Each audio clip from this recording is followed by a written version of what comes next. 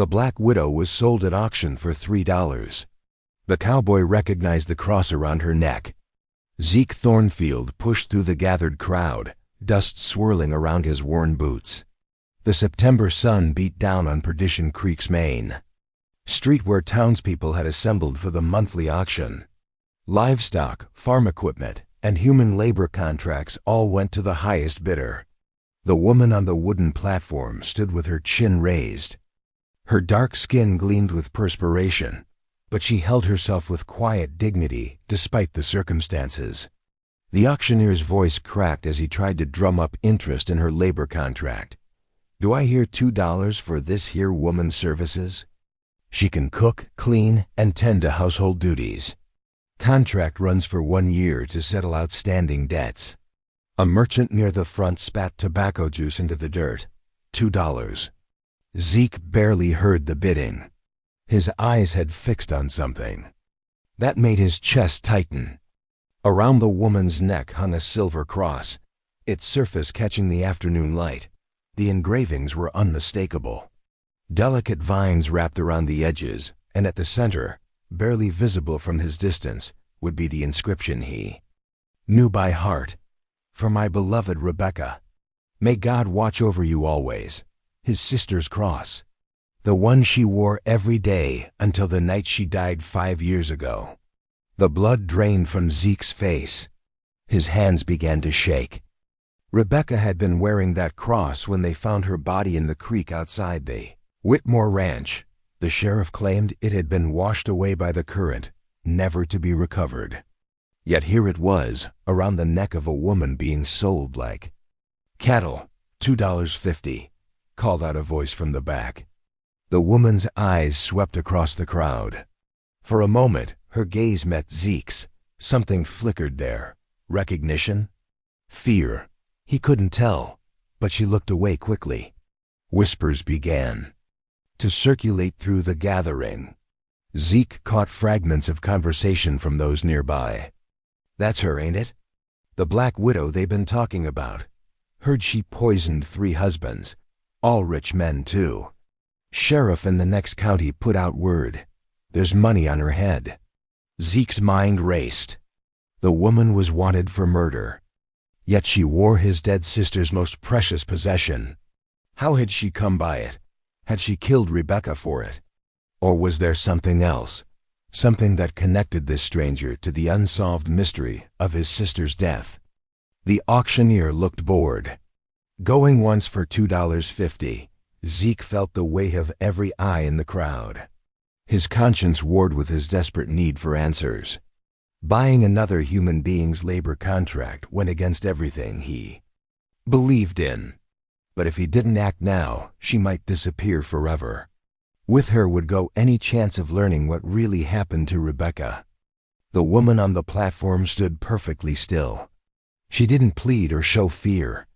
Her composure was unsettling, as if she had been expecting this moment. $3. Zeke's voice cut through the murmur of the crowd before he realized he had spoken. Every head turned toward him. The woman's eyes found his again, and this time he saw something different. Not surprise, but a kind of weary acceptance. The auctioneer's face brightened at the prospect of a real bid. $3 from the gentleman in the back. Do I hear $3.50? The crowd fell silent. $3 was more than most were willing to spend on a woman with such a dark reputation. The merchant who had bid earlier shook his head and walked away. Others followed his lead. Going once for $3. Going twice. The auctioneer's gavel hung in the air. Sold to the cowboy for $3. Zeke's heart hammered as he made his way forward. He pulled crumpled bills from his pocket and handed them to the auctioneer. The man counted them quickly and nodded. "She's your responsibility now, mister. Contract says 1 year, but given her circumstances, I'd watch my back if I were you." The woman descended from the platform with measured steps. She stood before Zeke, her expression unreadable. Up close, he could see the cross more clearly. It was definitely Rebecca's. The silver had tarnished slightly, but the engravings were exactly as he remembered. "You got a name?" Zeke asked quietly. "Delilah Morning." Her voice was soft but steady. The crowd began to disperse, disappointed by the lack of drama. As people drifted away, Zeke noticed 3 men on horseback watching from across the street. They wore the hard look of bounty hunters, and their attention was fixed on Delilah. She followed his gaze, and her jaw tightened almost imperceptibly. "We should go," she said. Zeke nodded toward his horse. "Can you ride?" "Well enough." They walked toward the edge of town, Zeke leading his mount while Delilah walked beside him. The bounty hunters made no move to follow, but Zeke could feel their eyes tracking every step. When they reached the outskirts of Perdition Creek, Zeke helped Delilah mount behind him. As she settled onto the horse, the cross shifted against her throat. The inscription was now clearly visible. His sister's name stared back at him from the silver surface. "That cross," Zeke said without turning around. "Where did you get it?" Delilah's hands gripped his shoulders as the horse began to move. Her voice was barely above a whisper, but her words hit him like a physical blow. "Your sister gave it to me before she died. If you want the truth about what happened to Rebecca Thornfield, we need to get far away from here." The horse carried them into the desert as dust devils danced across the horizon. Behind them, the 3 bounty hunters finally spurred their mounts forward, beginning a pursuit that would lead all of them toward a reckoning 5 years in the making. The wind carried dust and secrets across the barren landscape. Zeke's horse picked its way through scattered rocks while the sun climbed higher, painting the desert in shades of copper and bone. Behind them, 3 dark shapes moved against the horizon. Delilah's grip on his shoulders had loosened, but she remained silent. The weight of her words about Rebecca hung between them like heat shimmer. Every hoofbeat carried them further from civilization and deeper into questions that had haunted Zeke for 5 years. When they reached a cluster of weathered boulders, Zeke dismounted and helped Delilah down. The rocks would provide shelter from prying eyes and the merciless sun. He tethered his horse in the shade and turned to face the woman who claimed to know his sister's final moments. "Start talking," he said. Delilah touched the cross at her throat. Her fingers traced the familiar engravings with reverence. "I worked at the Whitmore Ranch, kitchen duties mostly. Your sister was the governess." "There." Zeke's jaw tightened. The Whitmore Ranch was where they'd found Rebecca's body.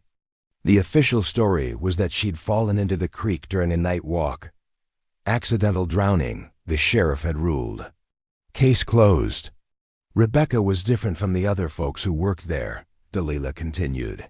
"She asked questions. Noticed things that didn't add up." "What kind of things?"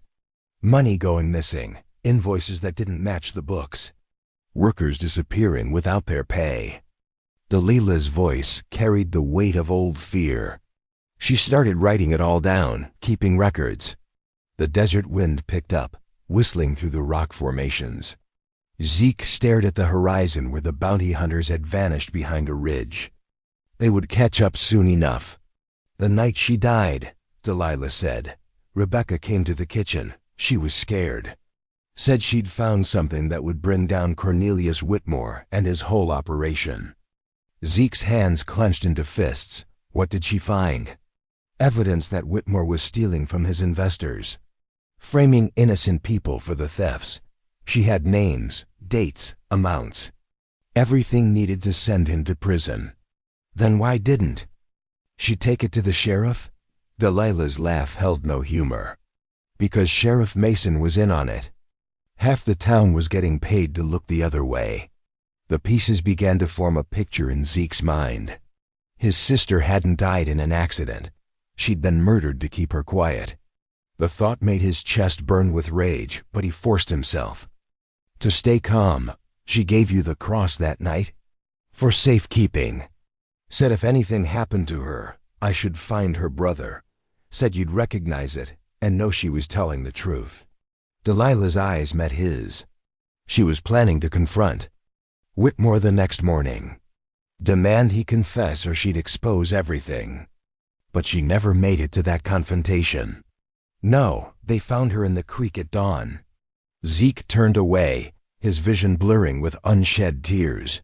Rebecca had died trying to do the right thing. She'd been brave and foolish and noble, everything he'd always loved about her. And he'd spent 5 years believing it was just a tragic accident. "Why didn't you come find me sooner?" he asked. Delilah was quiet for a long moment. When she spoke, her voice was barely audible.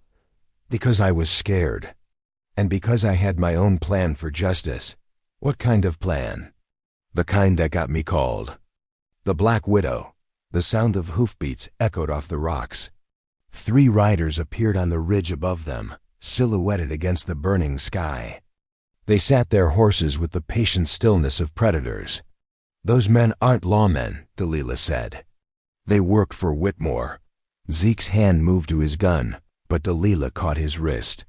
Her touch was gentle but firm. "They want us alive. Dead people can't answer questions." The lead rider called down to them. His voice carried the lazy confidence of a man who held all the cards. "Delilah Morning, been looking for you." "Silas Creek," she replied. "Still doing Whitmore's dirty work, I see." Creek laughed. "Man pays well for results. You caused him a lot of trouble, widow woman." "Haven't caused him near enough." Zeke studied the 3 men above them. They were positioned to cut off any escape route, but they made no move to descend. Creek seemed more interested in talking than shooting. "You got something that belongs to Mr. Whitmore," Creek said. "Some papers that went missing from his office. I don't know what you're talking about." "Sure you do. Same papers that got that governess girl killed. Rebecca something or other." Zeke's blood turned to ice. Creek had just admitted to being involved in Rebecca's murder. The casual way he said it, as if her life had meant nothing, made Zeke's finger tighten on his gun. "Easy, boy," Creek called down, noticing the movement. "No need for unpleasantness." Yet, Delilah stepped forward, putting herself between Zeke and the men above. "What does Whitmore want?" "Those papers. And some answers about what happened to his business partners." "Which business partners?" Creek's grin was visible even at a distance. "The 3 rich men who married you. Funny how they all ended up dead." The wind died suddenly, leaving the desert in oppressive silence. Zeke felt the weight of Creek's words. 3 husbands, all dead. The Black Widow reputation wasn't just idle gossip. "Natural causes," Delilah said. "All of them, sure they were. Heart attacks, accidents, suicide.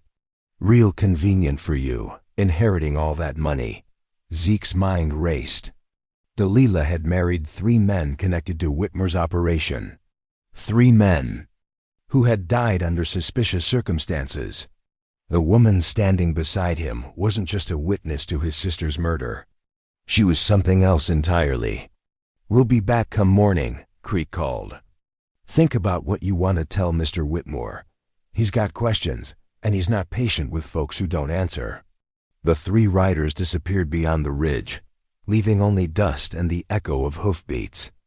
Zeke turned to face Delilah, seeing her clearly for the first time. 3 husbands, he said. "All dead," she nodded. "All part of Whitmore's network. All guilty of crimes that would have sent them to the gallows." "Did you kill them?" Delilah's hand found the cross again. Her fingers worried the silver surface while she considered her answer. "That depends on how you define killing." The sun was setting, painting the desert in shades of blood and gold. Somewhere in the distance, coyotes began their evening song. Zeke realized he was alone in the wilderness with a woman who might be a murderer, hunted by men who definitely were. "I think," he said slowly, "you better tell me the whole story." Delilah sat down on a flat rock and looked up at the first stars appearing in the darkening sky. "The whole story might take all night. We've got time. Your sister started something when she began investigating Whitmore. After they killed her, I decided to finish it." She paused, her eyes reflecting starlight. But I had to be smart about it. A woman in my position couldn't just march up to the sheriff with accusations. So you married into the conspiracy 3 times. Each marriage gave me access to records, bank accounts, business dealings. Each husband thought he was getting a convenient wife to legitimize his stolen wealth. And then they died. Delilah's smile was sharp as winter wind. And then they died, but not by my hand, Zeke Thornfield. By the hands of men they'd cheated, betrayed, and stolen from.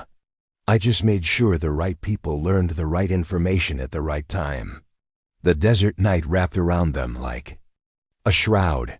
In the distance, a fire flickered where Creek and his men had made camp. They were waiting for dawn, confident in their advantage. Rebecca's evidence, Zeke said. You still have it? Hidden where Whitmore will never find it. Along with everything I gathered from my 3 husbands.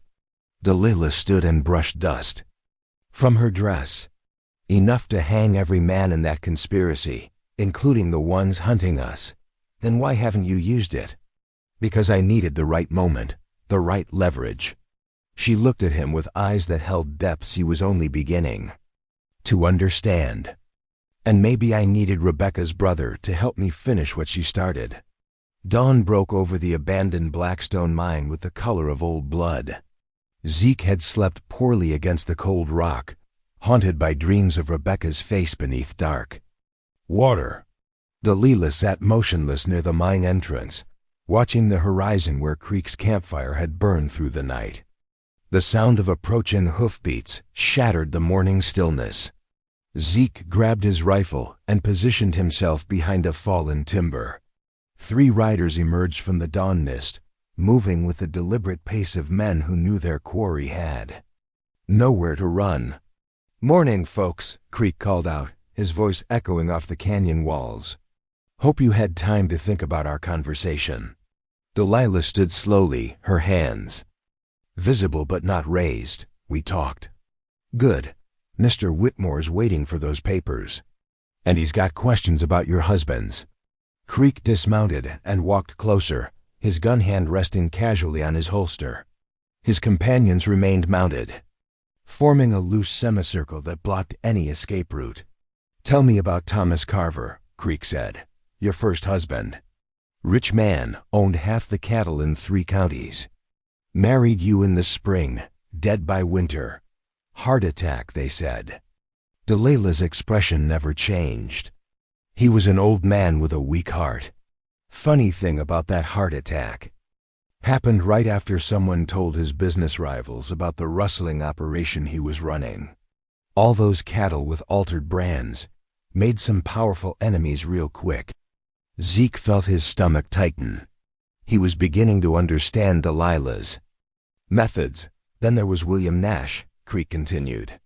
Banker from El Paso, married you, what, 6 months after Carver died. Another heart attack. Poor man was so stressed about all those angry depositors who found out he'd been gambling with their money. Men make their own choices, Delilah said quietly. And Marcus Bell. That suicide was real convenient timing. Right after his stolen Army supply contracts got exposed to the wrong people. Creek was close enough now that Zeke could see the scar running down his left cheek. Close enough to count the bullets in his gun belt. Close enough to remember every word he'd said about Rebecca. 3 husbands, 3 convenient deaths, Creek said. You're either the unluckiest woman alive or the smartest killer I ever met. I never killed anyone. Maybe not with your own hands. But you sure know how to arrange accidents. The morning wind picked up, carrying the scent of sage and dust. Zeke's finger found the trigger of his rifle. One shot would put Creek down, but his companions would return fire instantly. Not good odds in open ground. Creek seemed to read his thoughts. Easy there, boy. No need for shooting, yet. He turned back to Delilah. Here's what's going to happen. You're going to tell me where those papers are hidden. Then you're going to come back to town with us so Mr. Whitmore can ask his questions proper.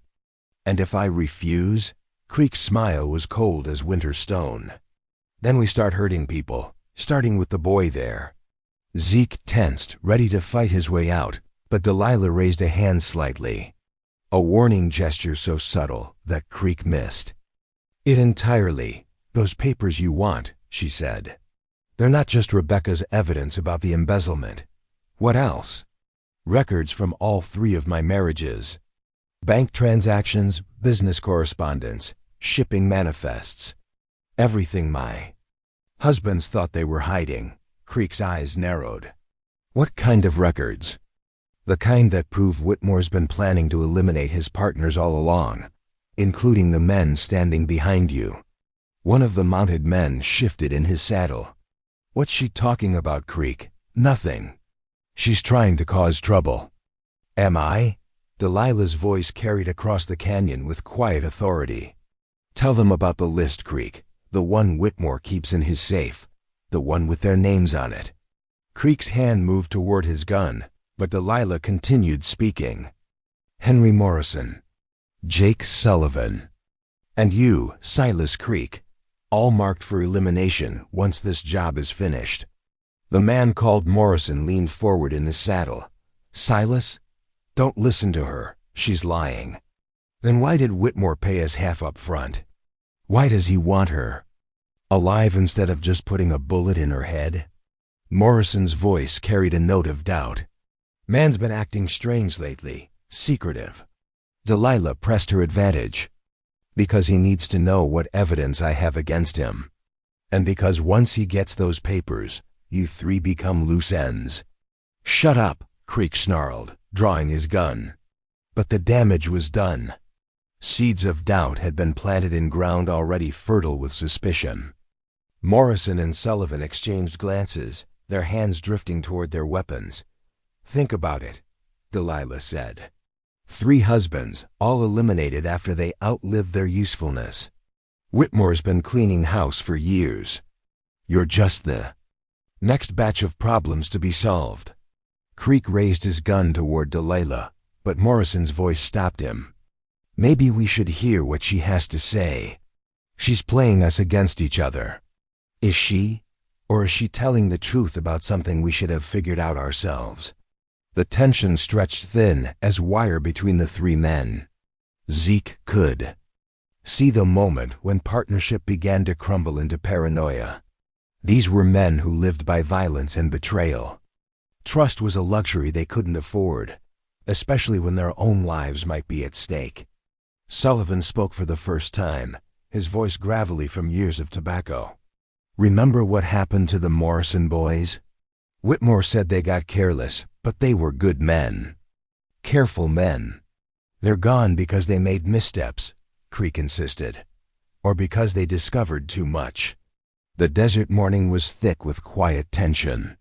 3 men who had once ridden as allies now watched each other with the guarded caution of rivals. Delilah observed the unraveling with unshaken calm. She had planned this moment just as she had managed the end of her 3 marriages. Not with force, but by sharing the right truth at the right time with the right person. "The papers are hidden in the old Spanish mission," she said at last, 20 miles north of here.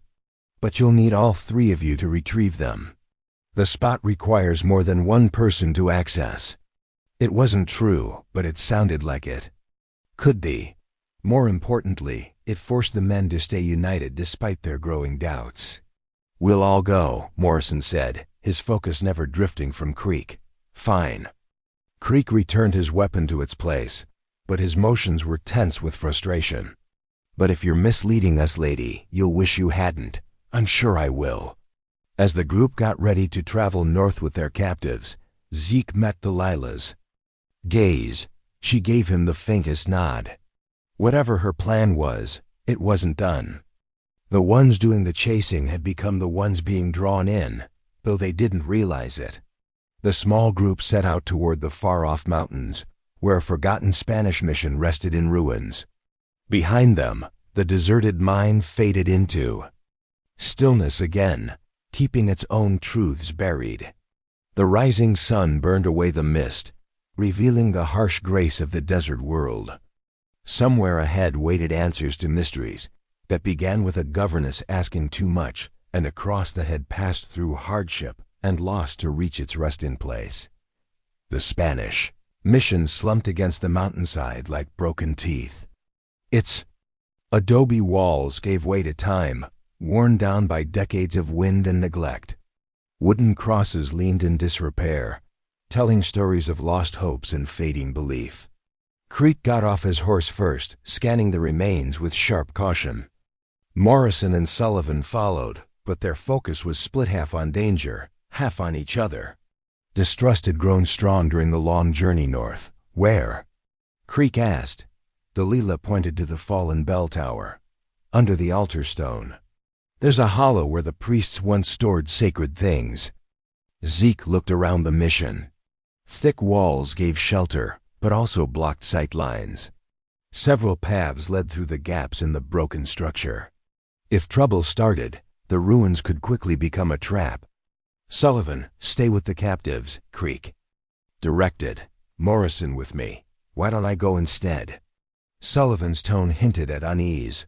Let Morrison keep watch. Because I said so. Maybe we should all go together, like she said. Creek turned to Sullivan. You challenging my lead? Just staying cautious. The desert breeze moved through the ruins, carrying the scent of sagebrush and long-forgotten places. Zeke sensed the tension tightening between the three men, delicate as glass. One misstep would break it completely. Fine, Creek said at last. We all go. But if this is some kind of setup, lady, you'll be the one who pays. They approached the altar together, boots crunching over scattered rock and shattered clay. The altar was a large granite block, still intact after all this time. Faint carvings marked its surface, softened by years of wind and rain. Help me shift this, Creek said to Morrison. The two positioned themselves on opposite ends of the stone. Sullivan kept his weapon up, his eyes bouncing between the others and the ruins. The stone moved with a harsh scrape like bones grinding. Beneath it was a hollow space filled with shadows and dust. Creek reached inside and pulled out a leather satchel, dry and cracked with age. This it? He asked Delilah. Open it and see. Creek loosened the ties and looked inside. His expression changed as he read the top sheet. These are shipping records from the Carver Ranch. Keep going. Creek removed more pages, his face tightening with each one. Sales slips for stolen livestock, payments sent out. Letters to buyers down south. Now you understand, Delilah said softly. Understand what? Why Thomas Carver couldn't be allowed to live. Zeke watched as realization crossed Creek's face. The first husband hadn't passed due to natural causes or stress. He had been removed because his actions threatened a bigger plan. This proves Carver was dealing stolen stock, Morrison said, reading over Creek's shoulder. But it doesn't say anything about us. Delilah's smile was sharp as broken. Glass, that's just the first satchel. Creek's head snapped up. What? Thomas Carver's records. William Nash had his own hiding place, as did Marcus Bell. 3 marriages, 3 sets of evidence, all documenting the same conspiracy from different angles. Where are the others? Hidden where only I can find them. Insurance, you might say. Creek's hands clenched the papers so tightly they began to tear. You've been playing us from the start. I've been playing everyone from the start. The question is whether you're smart enough to realize who your real enemy is. Sullivan lowered his rifle slightly. What do you mean? I mean Cornelius Whitmore has been eliminating his partners for years. My 3 husbands were just the beginning. He's been cleaning house, removing anyone who could implicate him in the larger conspiracy. What larger conspiracy? Morrison asked. Delilah's eyes found Zeke's. In them, he saw the weight of 5 years' worth of secrets finally coming to light. Land fraud, government contracts, army supply theft, cattle rustling, bank embezzlement, murder. Her voice carried the cadence of someone reciting an inventory of sins. A network of corruption that stretches from here to the territorial capital. And you have proof of all this? 3 sets of records. 3 different perspectives on the same criminal enterprise. Enough evidence to hang every man involved. Creek's face had gone pale beneath his weathered tan. Including us. Especially you, Silas Creek, killer for hire. Responsible for at least 12 murders, including that of Rebecca Thornfield. The ruins fell silent, except for the whisper of wind through broken stones. Zeke's hand moved slowly toward his gun, but Creek was faster. "Don't," Creek warned, his weapon trained on Zeke's chest. "I've killed better men than you. Have you?" Zeke's voice was steady despite the rage burning in his chest. "Because you murdered an innocent woman in cold blood. That doesn't make you dangerous. It makes you a coward." Creek's finger tightened on the trigger, but Morrison stepped forward. "Wait." Morrison's voice cut through the tension. "If what she's saying is true, if Whitmore's been planning to eliminate us all along, then we need those records." "To do what?" "To protect ourselves, to have something to bargain with." Sullivan nodded slowly. "Morrison's right. We can't go back to Whitmore empty-handed, not knowing what we know now." Creek's gun wavered between targets. "You're letting her manipulate you. Am I? Or are you the one being manipulated?" Morrison's own weapon was now pointed at Creek. "How long have you been working for Whitmore? How many of his problems have you solved?" "That's my business. It's our business now. Because if she's right, we're all dead men walking." The afternoon sun cast long shadows through the mission ruins. Zeke realized he was witnessing the complete breakdown of the hunting party. Delilah had turned predators into prey with nothing more than carefully placed words and buried truths. "The other records," Sullivan said to Delilah. "Where are they?" "Safe, hidden where Whitmore will never find them." "But you'll give them." "To us? That depends." "On what?" Delilah's hand moved to the cross at her throat. "On whether you're willing to help me finish what Rebecca Thornfield started." Creek laughed bitterly.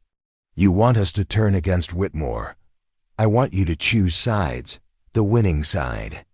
And if we refuse, then you go back to Whitmore with nothing. You tell him you couldn't find the evidence. And you wait to see how long it takes him to decide you're more liability than asset." The silence stretched between them, heavy with the weight of impossible choices. 3 killers faced with the possibility that they themselves had been marked for death.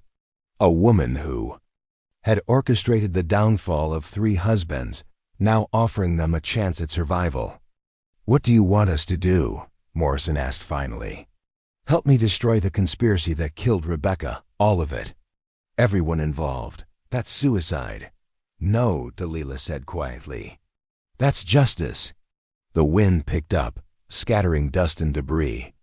Across the broken altar, somewhere in the ruins, a piece of rotted wood fell with a sound like a gunshot. The mission had been built for worship, but now it served as a crossroads where the living chose between honor and survival. Zeke watched the 3 men struggle with their decision. They were killers and thieves, but they were also human beings faced with their own mortality. The choice Delilah offered was simple in its complexity: betray the man who had betrayed them, or die as pawns in someone else's game. Creek was the first to lower his gun. The Whitmore Ranch sprawled across the valley floor like a diseased spider, its buildings connected by dirt paths that radiated from the main house. Smoke rose from the cookhouse chimney in the pre-dawn darkness, but the rest of the compound lay silent. Zeke crouched behind a water trough, studying the layout. 5 buildings total, the main house where Whitmore lived, the bunkhouse for ranch hands, stables, cookhouse, and a small office building where the ledgers were kept. Creek positioned himself near the corral fence, his rifle trained on the main house. The transformation in the man over the past 2 days had been remarkable. Learning that his employer planned to eliminate him had stripped away layers of false loyalty, revealing the cold pragmatist underneath. Morrison and Sullivan flanked the office building. Both men moved with the careful precision of professionals who understood that their lives depended on perfect execution. Trust remained fragile between them, but shared danger had forged a temporary alliance. Delilah emerged from the shadows near the cookhouse, carrying a leather satchel. She had retrieved the hidden records during the night, documents that would either save their lives or get them all killed. Her face was calm, but Zeke could see the tension in her shoulders. The plan was simple in concept, deadly in execution. They would present Whitmore with evidence of his conspiracy, but not to blackmail him. Instead, they would force him to confront the reality that his network was collapsing from within. Light appeared in the main house windows. Whitmore was an early riser, a habit that had served him well in building his criminal empire. But this morning, his routine would be interrupted by visitors he wasn't expecting. Zeke moved toward the front porch, his boots silent on the packed earth. The door was solid oak, reinforced with iron straps. A defensive measure that spoke to Whitmore's paranoia about his many enemies. Creek appeared at the corner of the building, his signal clear. Everyone was in position. Zeke knocked 3 times.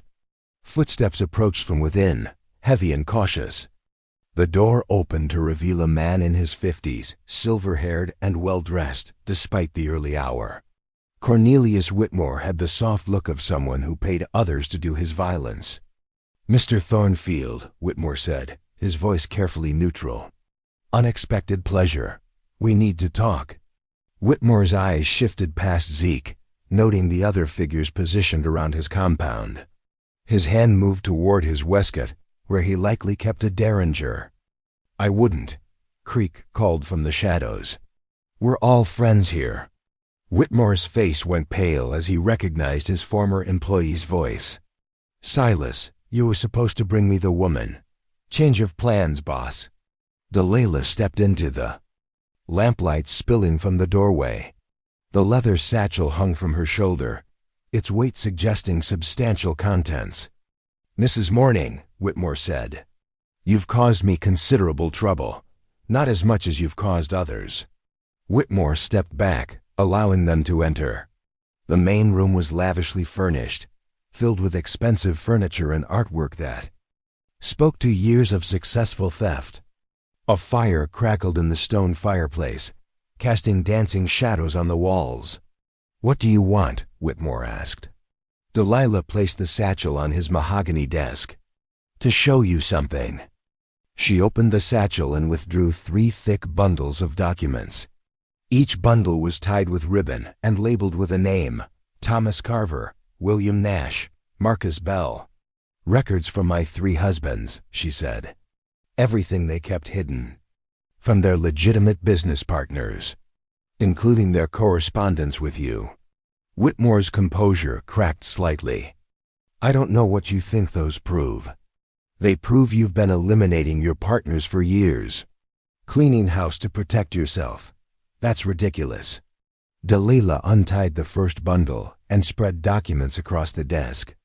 Shipping manifests for stolen cattle, payment vouchers for bribes, letters discussing the elimination of potential threats. "Thomas Carver was stealing cattle and selling them in Mexico," she said. "You provided the transportation network. When he became careless and attracted attention, you had him killed. Heart attack, natural causes. Brought on by the stress of having his crimes exposed to his enemies. Enemies you told about his activities." Whitmore's face had gone ashen. Zeke realized the man was seeing his own methods reflected back at him. Delilah had learned from the master, then improved upon his techniques. Creek moved closer, his rifle still trained on Whitmore. "Tell him about the list, boss. The one with our names on it." "What list?" "The one in your safe. The one marking U.S. for elimination once this job was finished." Whitmore's eyes darted toward a painting on the far wall. Behind it, Zeke guessed, lay the safe Creek had mentioned. The man's face confirmed the accusation. "You were becoming liabilities," Whitmore said quietly. "All of you." Morrison stepped through the front door, his boots heavy on the wooden floor. "So you plan to kill us? Business decision. Nothing personal." "Killing Rebecca Thornfield was personal," Zeke said. "She was trying to stop your crimes. She was interfering with my livelihood." The casual admission hit Zeke with physical force. 5 years of grief and rage focused into a single moment of perfect clarity. This man had ordered his sister's death over money, nothing more complicated than profit and loss. Delilah opened the second bundle of documents. William Nash was embezzling from his bank, using depositor funds to finance your operations. When federal investigators started asking questions, you eliminated him too. "Another heart attack," Whitmore said. "Convenient. Convenient for everyone except Nash and his depositors who lost their life savings." The third bundle contained Marcus Bell's records. Army supply contracts, stolen goods manifests, bribery payments to territorial officials. A web of corruption that stretched far beyond the valley. "This is impressive," Whitmore said, studying the documents. "But what do you plan to do with it?" "That depends on you." "How so?" Delilah's smile was sharp as winter wind. "You have two choices. Confess to your crimes publicly, or watch your empire destroy itself from within." "Explain." "Your surviving partners don't trust each other anymore. Too many people have died mysteriously. Too many prophets have disappeared. They're starting to ask questions about your methods." Whitmore's laugh held no humor. "You think you can turn them against each other?" "I think they're already turning. Sheriff Mason suspects you killed the Morrison boys. Bank President Hayes thinks you're skimming from the government contracts. Judge Crawford believes you're planning to eliminate him next. You've been busy. 5 years of careful preparation. 3 marriages that gave me access to records, bank accounts, and business correspondence. Everything needed to document your conspiracy." Whitmore walked to the fireplace and stared into the flames.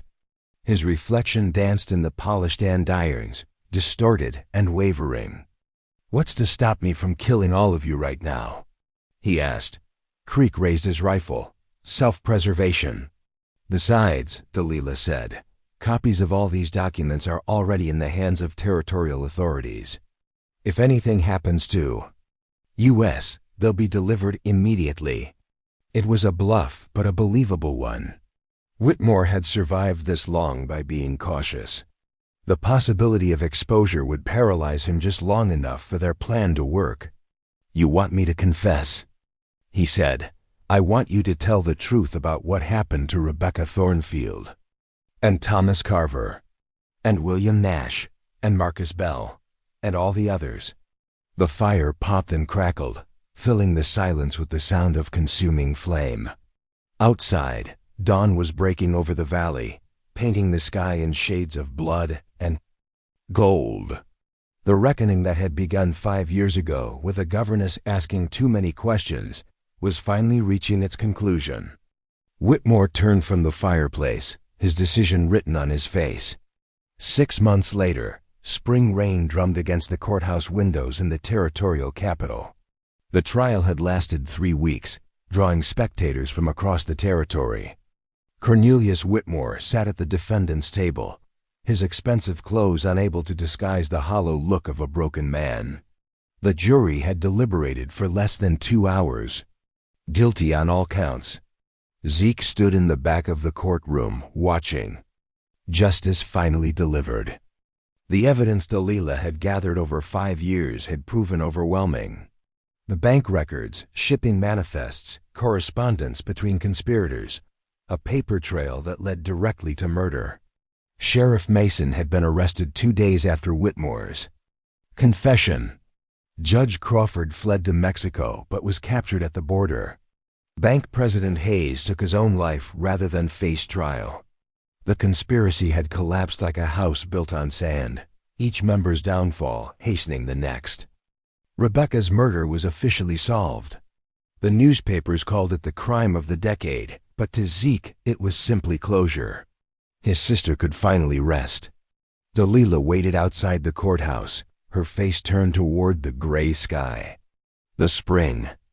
Rain fell steadily, washing dust from the streets and filling the air with the scent of new growth. She wore a simple blue dress instead of the mourning clothes that had earned her the Black Widow name. Grace, Zeke said, using her real name. Grace Delilah Freeman had been buried under layers of necessity and survival, but she was emerging. Again, she turned at his voice. The hardness that had defined her features for years had softened. Not weakness, but the relaxation that comes when constant vigilance is no longer required. "It's finished," she said. "Yes." They walked together toward the edge of town, where their horses waited. The rain had turned the road to mud, but the air felt clean, purifying. "What will you do now?" Zeke asked. "Start over. Find a place where Grace Freeman can live without looking over her shoulder." "And the Black Widow?" "Buried with the men who created her." Creek appeared from the shelter of a nearby building. The former gunman had testified against Whitmore in exchange for a reduced sentence. His cooperation had been invaluable, but his future remained uncertain. "Heard the verdict," he said. Zeke nodded. Life in prison. Better than he deserved. "Justice isn't about what people deserve. It's about what's right." Creek studied Zeke's face. "You really believe that?" Rebecca did. She died believing it. The rain continued to fall, each drop carrying away another piece of the past. Creek pulled his hat lower and walked toward the saloon. His demons would take longer to quiet than legal proceedings could address. Morrison and Sullivan had disappeared after the trial began. Smart men who understood that reformed killers were still killers in the eyes of the law. They had taken their chances with new identities in distant territories. Grace mounted her horse, a mare she had purchased with money inherited from her 3 husbands. The irony wasn't lost on her that their criminal profits were funding her. "Fresh start. Where will you go?" Zeke asked. "North. Maybe Oregon." Somewhere the name morning means nothing. They rode together to the cemetery outside town. Rebecca's grave lay beneath an oak tree, marked by a simple headstone that bore her name and dates. The inscription read, "She asked the right questions." Grace dismounted and knelt beside the grave. From her saddlebag, she withdrew the silver cross that had started everything. The engravings caught the gray light, still beautiful despite their journey through darkness. "She gave this to me for safekeeping," Grace said. "I think it's time to give it back." She buried the cross beside the headstone, returning it to the sister who had worn it with such faith. The circle was complete. The debt was paid. Zeke knelt beside her, his hand touching the wet earth. "Thank you," he whispered, "for finishing what she started. Thank you for helping me remember who I used to be." They stood in the rain, 2 people who had found their way back to themselves through shared purpose. The silence between them held no awkwardness, only the peace that comes when justice finally wins. At the cemetery gate, they prepared to part ways. Grace would ride north toward Oregon and a new life. Zeke would return to his cattle ranch, where honest work waited under open skies. "Will I see you again?" he asked. "Probably not. Grace Freeman is going to live a very quiet life. She's earned it." Grace smiled, and for the first time since he'd met her, Zeke saw genuine happiness in her eyes. Not the sharp satisfaction of revenge, but the deeper contentment of work completed and peace achieved. She rode north without looking back. Zeke watched until she disappeared around a bend in the road, then mounted his own horse and headed south. The rain had stopped, and sunlight was breaking through the clouds. Years later, he would sometimes wonder what became of Grace Freeman, whether she found the quiet life she sought, whether the woman who had been called the Black Widow ever truly escaped her past. But on quiet evenings when the wind whispered through the grass, he would remember a silver cross buried beside his sister's grave. He would remember that justice sometimes comes not through violence or legal proceedings, but through the patient work of wounded people who refused to let evil triumph. Rebecca had asked the right questions. Grace had found the right answers. And somewhere in the space between question and answer, both women had discovered that the price of justice was worth paying, no matter how long the accounting took. The sun set over the valley, painting the sky in shades of gold and promise. Tomorrow would bring new challenges, but tonight the dead could rest and the living could hope. And that is all to the story, for now. Please let me know where you are tuning in from. Perhaps we will create a story there. Consider liking this video and subscribing to our channel. And if you enjoy our content, click this video on your screen. I promise you, it's worth watching. See you tomorrow.